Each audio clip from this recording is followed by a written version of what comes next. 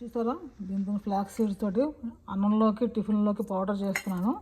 దానికి కావాల్సిన ఇంగ్రీడియంట్స్ ఈ కప్పుతో కప్పుడు ఫ్లాక్స్ సీడ్స్ తీసుకున్నాను. అలాగే 1/3 కప్పు నువ్వులు, 1/3 కప్పు ధనియాలు తీసుకున్నా. ఒక 2 టేబుల్ స్పూన్లు మినపప్పు, 1 టేబుల్ స్పూను జీలకర్ర, కరివేపాకు, వెల్లుల్లిపాయ రెబ్బలు తీసుకున్నా. టేస్ట్ కోసం వేయడానికి సాయంత్రం లవణం, హిమాలయన్, అన్నీ హల్దీ వాడుతున్నాం కదా, ఇవెందుకు సాల్ట్ బట్టకు మామూలు వాడాలని హిమాలయన్ పింక్ సాల్ట్ తీసుకున్నా.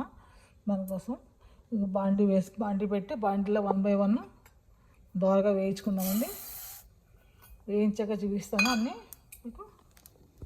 దాని తర్వాత ఒకటి వేయించుకుని పక్కన పెట్టుకుందాం. చిట్టుపట్లు ఆడేస్తున్నప్పుడు బాండి వేడిగా ఉంది, చిట్టుపట్లు ఆడుతున్నాయి అప్పుడు అవి.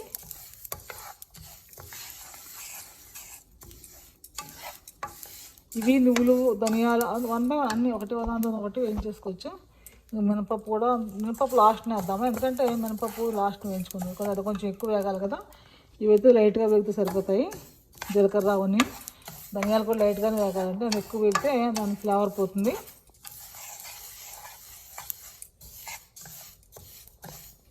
చూద్దాం, అన్నంలోనే టేబుల్ పెట్టుకుంటే. నిన్న చూస్తారు కదా, నేను కాకరకాయ పొడి చేశాను, మొన్న ఒకరోజు కరివేపాకు కారపొడి చేశాను, ఇవాళ ఏమో ఫ్లాక్స్ సీడ్స్ పొడి చేస్తున్నాను. ఇవన్నీ డైనింగ్ టేబుల్ మీద పెట్టుకుంటే అప్పుడు కావాలంటే అప్పుడు వేస్తానొచ్చు. ఎక్కడో పెట్టుకోమని గుర్తుండదు, టేబుల్ మీద గుర్తుంటుంది మనకి. ఇప్పుడు ఇక్కడ నువ్వులు కూడా వేసేస్తున్నాను. ఇవన్నీ టేస్ట్ ఫ్లాక్స్ సీడ్స్ పొడి తినలేం కదా అన్నంలోని, కొంచెం ఇవన్నీ వేసుకుంటే అబ్బా ఇవన్నీ ఉన్నాయి కదా అని టేస్ట్కి తినబుద్ధి వస్తుంది. ఉట్టి ఫ్లాక్స్ సీడ్స్ అబ్బా తినాలా, రేపు తిందాంలే అన్నట్టు నా అనుభవంతో చెప్తున్నాను అనమాట నేను. ఈ ఫ్లాక్స్ సీడ్ పౌడర్ ఒకటి అయితే అబ్బా రేపు తిందాంలే, అది అంటే అన్నంలోకి తినేంతగా ఉండదు కదా రుచి. ఫ్లాక్స్ సీడ్స్ ఒకటే అయితే మనకి ఇవన్నీ యాడ్ చేసుకుంటే ఇవన్నీ వేసుకున్నాం కదా టేస్టీగా ఉంటుందని చెప్పి కనీసం తింటాము, టేస్ట్ కోసమని కొంచెం తింటాం. కొంచెం అదేనండి, ఒంటికి మంచివన్నీ కొంచెం ఆలోచించుకొని టేస్ట్గా చేసుకోవడమే కావాలి మనకి. ఇలాగా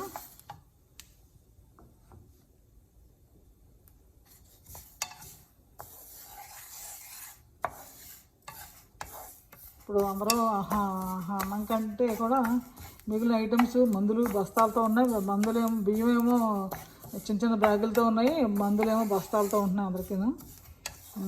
ఒంట్లోనే అన్నీ అందరికీ అంత తేడా ఉంటున్నాయి కదా. కొంచెం హెల్దీగా ఇప్పటికైనా మారుదాం కొంచెమైనా. కొంచెం తింటే షుగరు, తినకపోతే షుగర్ లెస్ అయిపోతున్నాం, ఉంటున్నాం. కొంచెం తింటేమో షుగర్ అయిపోతున్నాం జనాలకి. అందుకని కొంచెం ఇలాగ ఏదో హెల్దీగా ఆకలేసినప్పుడు అన్నం పడిపోకుండా కొంచెం మిల్లెట్స్ తోటి అన్నం అది వండుకుని కొంచెం తిందాము. వాకింగ్ చేద్దాము బాగానే. ఎంతసేపు నడిచామని చూసుకోవాలండి, ఎంత స్పీడ్గా నడిచామని కాకుండా కొంచెం ఎక్కువ మెల్లిగా నడిచినా పర్వాలేదు, ఎక్కువ నడవమంటున్నారు కదా. స్పీడ్గా నడిస్తే కూడా ఓకే, చూద్దాం.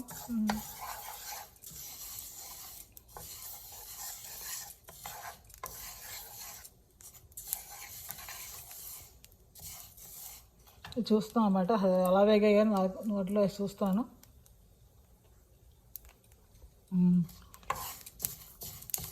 వేగితే టేస్ట్ బాగున్నాయండి ఫ్లాక్స్ సీడ్స్, ఒక రకమైన కమ్మటి స్మెల్ వస్తున్నాయి.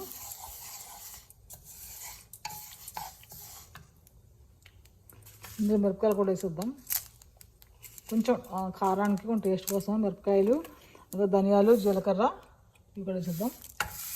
ఇవి ఎక్కువ వేగక్కలే కాబట్టి సరిపోతాయి, దీంతో ఈ వేడికి కొంచెం వేగితే సరిపోతాయి.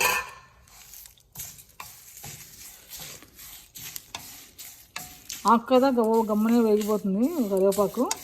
ఈ వేడికి అందులో అన్నీ వేసిన ఇంగ్రీడియంట్స్ అన్నీ మంచివే కదండి, ఇందులో ఏవో మంచిగా చెప్పండి.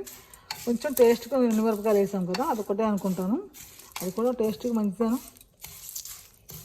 ఒంటికి కూడా మంచిదే అంటారు. ఎండుమిరపకాయలు కొంచెం తినాలి, కారం తింటే కప్పంకి వస్తుంది అంటారు కదా.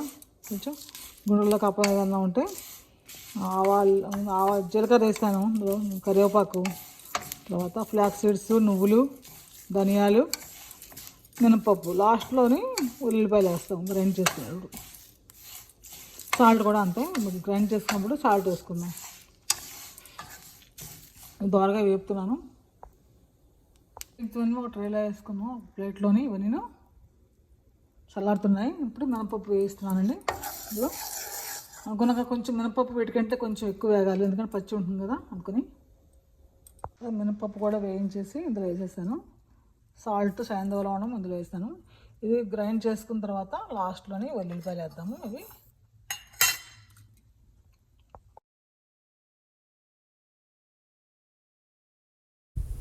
ఈ చల్లారిన తర్వాత మిక్సీ జార్లో వేసుకుని గ్రైండ్ చేసుకోవాలండి.